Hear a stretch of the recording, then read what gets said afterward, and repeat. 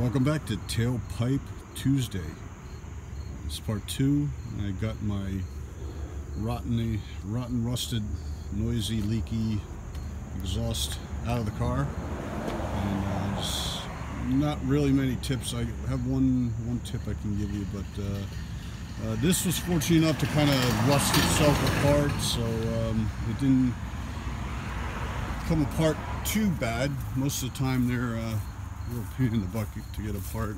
The only thing I had to deal with was the exhaust manifold bolts to go into the exhaust manifold. They didn't seem, the short of it, I had to use some metric sockets, pound them on, definitely use an impact, but there's no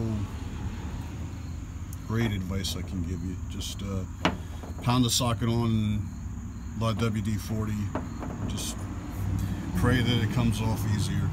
The only other thing the only other little tip I have is check to make sure, well, the heat riser, so what the explanation is, the heat goes through the crossover tube to heat up the choke, and there's a little flapper valve in there down in the passenger side exhaust manifold. The earlier ones have almost a sheet metal counterweight. The later model ones have a round counterweight.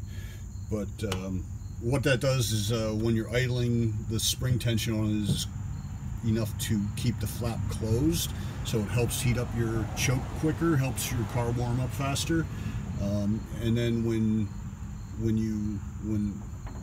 you're at idle and then you drive it, the force of the exhaust is enough to bypass to overcome the pressure, the tension of the spring, and it pushes the flap vertical so your exhaust can flow through. A lot of times what happens is it freezes somewhere. Mine was fortunate enough to freeze like halfway shut, so I didn't burn any valves on it. If yours freezes closed, you run that risk if you drive it too much, if you're getting a car that you're restoring. So what I did, I cheated.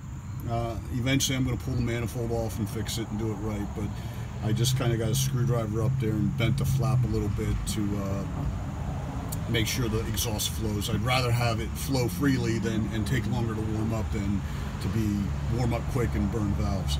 So that's really my only tip that I can give. These two tips here to just do your best to get the bolts off, and make sure your flapper valve is open if it is frozen, and then just bend it open until you get time to pull the manifold off and do it the right way.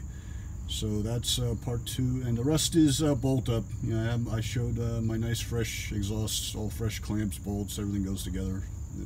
I put a little never sees on the bolts, and that's about it. So I'll just have a picture when I get it all back together. Thank you for joining me in Tailpipe Tuesday.